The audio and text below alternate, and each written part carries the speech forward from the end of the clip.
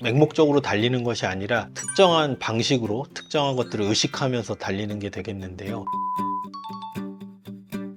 병원에 오시면은 상담하시고 약도 처방해 드리고 나면은 아주 흔하게 물어보시는 질문 중에 하나인 것 같습니다. 가장 자주 말씀드리는 게 달리기예요. 정신건강을 증진하는 다양한 효과가 있다고 여러 가지 논문들에서 공통되게 보고가 되고 있고요. 첫 번째로는 우울증을 예방하고 우울 증상을 완화시키는 효과가 있다고 알려져 있고요. 불안장애에서 불안 증상을 완화시킨다고 알려져 있기도 하고, 스트레스에 대한 저항성을 향상시킨다고 알려져 있기도 합니다. 기분을 개선시키고 자존감, 자기 효능감을 향상시킨다고 알려져 있기도 하고요. 수면을 개선시키기도 하고 인지 기능을 향상시킨다, 이렇게 알려져 있기도 합니다.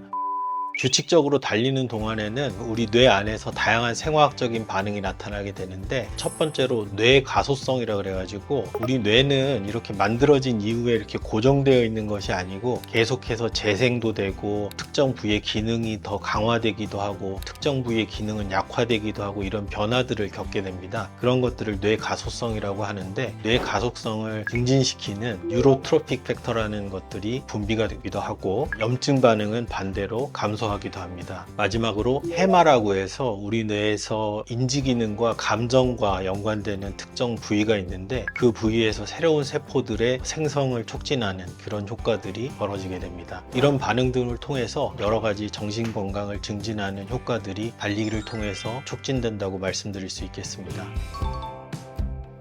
요즘 이제 달리기를 워낙 좋아하고 많이들 하셔서 달리기 좋아하시는 분들한테는 좀 알려져 있는 개념일 수도 있어요. 마인드풀리스라고 제가 종종 말씀드리는 명상의 개념과 달리기의 신체 활동, 이런 것들을 결합한 그런 활동이라고 할 수 있는데요. 맹목적으로 달리는 것이 아니라 특정한 방식으로 특정한 것들을 의식하면서 달리는 게 되겠는데요. 가장 중요한 것들을 살펴보게 되면, 첫 번째로 우리가 달리는 동안에는 다양한 신체 감각의 변화가 생기게 됩니다. 특정 근육에 힘이 들어갔다가 빠지기도 하고, 자세가 변하기도 하고, 호흡이 변하기도 하고, 또 달리는 동안에 시야에 들어오는 여러 가지 광경도 있을 것이고요. 또 여러 가지 냄새도 있을 것이고요. 여러 가지 온기도 있을 것이고요. 이런 것들 감각에 아주 섬세하게 주의를 기울이면서 달려보는 겁니다. 우리 마음이라는 거는 그 특성상 현재 항상 머무르지가 않고 미래나 과거 이렇게 항상 방황할 수밖에 없는데, 우리 몸에서 벌어지는 신체 감각과 관련된 경험들은 언제나 이 현재와 맞닿아 있다라고 말씀드릴 수가 있습니다. 이 신체 감각을 이용해서 미래나 과거로 이렇게 방황하는 마음의 상태를 현재로 다시 붙들어 매주는 그런 효과가 있다고 말씀드릴 수가 있고요.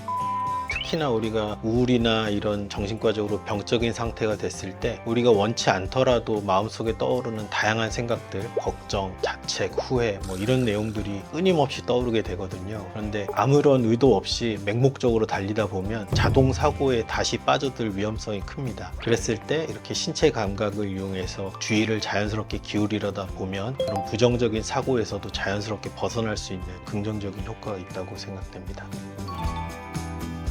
개인의 취향일 수도 있는데요. 아무래도 정형화된 음악이나 이런 것보다는 자연 속에서 이렇게 달릴 때 좀 더 자연스럽고 다양한 감각적인 체험 같은 것들이 좀 가능해질 것 같고요. 마인드풀 러닝을 하시는 분들을 보면은 도시에서도 달리시지만 숲속에 가서 달리시기도 하고, 강가에서 이렇게 달리시기도 하고, 다양한 자연 속에서 달리기를 체험하시고 있는 것을 봅니다. 여러 가지 달리기 챌린지라든지 이런 것도 한번 좀 생각해 보고 있거든요. 저희 환자분들이랑 같이 달릴 수 있는 기회가 생기면 그것도 좀 의미 있을 것 같습니다.